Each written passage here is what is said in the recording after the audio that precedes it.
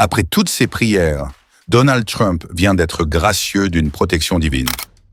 2 mois après sa victoire à l'élection présidentielle américaine, Donald Trump est entré formellement en fonction ce lundi 20 janvier.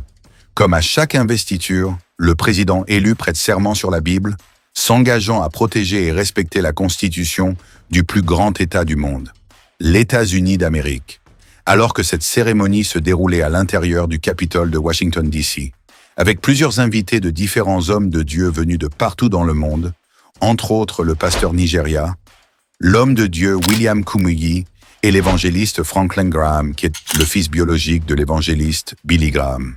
En présence de l'ex-président Joe Biden et de sa vice-présidente Kamala Harris, ensemble, ils ont délivré des prières ferventes sur la personne de Donald Trump et sur toute la nation américaine.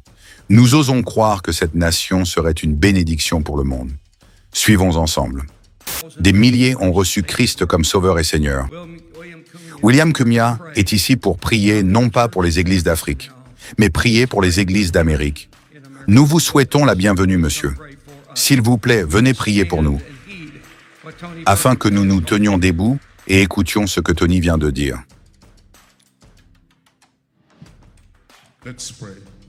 Prions. Dieu Tout-Puissant, nous te remercions et bénissons ton nom. Quel Dieu grand et glorieux tu es. Et quel rassemblement nous avons cet après-midi. Et nous te remercions, Seigneur, pour l'Église en Amérique. Tu as dit que sur ce rocher, tu bâtirais ton Église.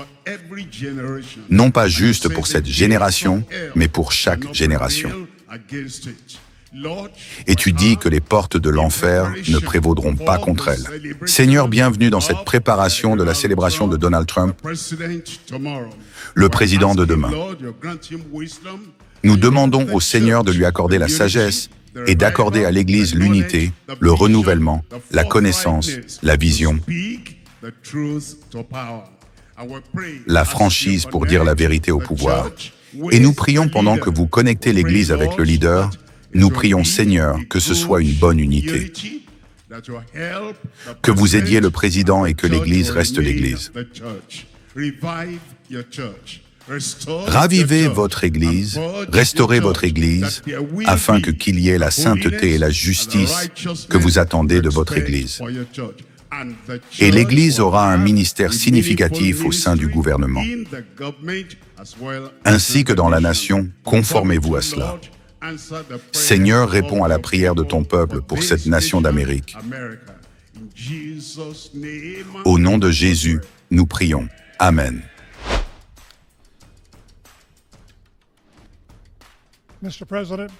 Monsieur le Président, ces 4 dernières années, il y a eu des moments où je suis sûr que vous pensez que c'était assez sombre. Mais regarde ce que Dieu a fait. Nous le louons et lui rendons gloire.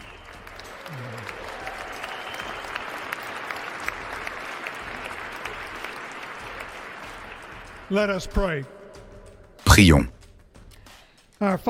Notre Père et notre Dieu, vous avez dit, béni soit la nation dont le Dieu est le Seigneur. Comme le prophète Daniel l'a prié, béni soit le nom de Dieu pour toujours et à jamais. Car la sagesse et la puissance sont à lui. Il change les temps et les saisons. Il enlève des rois et il élève des rois.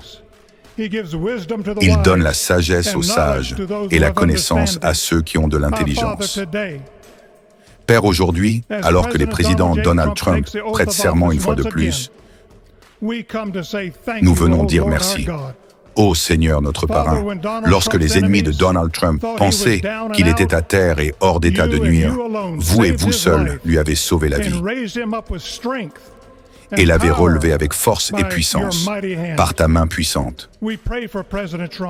Nous prions pour le président Donald Trump afin que tu veilles sur lui, que tu le protèges, que tu le guides, que tu lui donnes ta sagesse depuis ton trône céleste.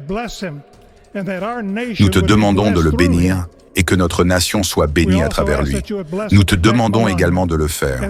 Bénis et protège Mélanie en tant que première dame. Nous te remercions pour la beauté, la chaleur et la grâce qu'elle montre non seulement à cette nation, mais au monde entier. Nous remercions le vice-président J.D. Vance et sa femme, Usha, et leur jeune famille. Qu'il soit une force pour le président Trump pour se tenir à ses côtés et lever les bras de Moïse au milieu de la bataille. Le prophète Samuel a rappelé au peuple que c'était vous qui les aviez fait sortir du pays d'Égypte. Et il a dit, « Maintenant restez tranquilles, que je puisse raisonner avec vous devant le Seigneur. » Alors, Père, nous prenons ce moment pour nous arrêter et nous souvenir des grandes choses que vous avez faites pour cette nation. Merci pour la protection, la générosité, les libertés dont nous jouissons autant, nous nous souvenons de garder les yeux fixés sur vous et que nos cœurs soient inclinés vers votre voix. Nous savons que l'Amérique ne pourra plus jamais être grande si nous vous tournons le dos. Nous demandons votre aide et nous prions tout cela au nom du Roi des Rois, le Seigneur des Seigneurs, votre Fils, notre Sauveur et notre Rédempteur Jésus-Christ.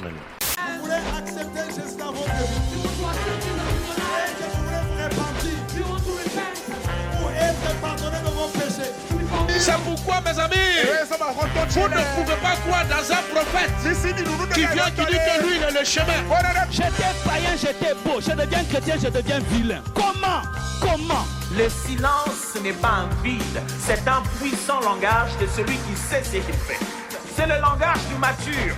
La personne qui est mature répond deux fois par le silence, se tait seulement. Si le ciel s'est réconcilié avec la terre par la croix,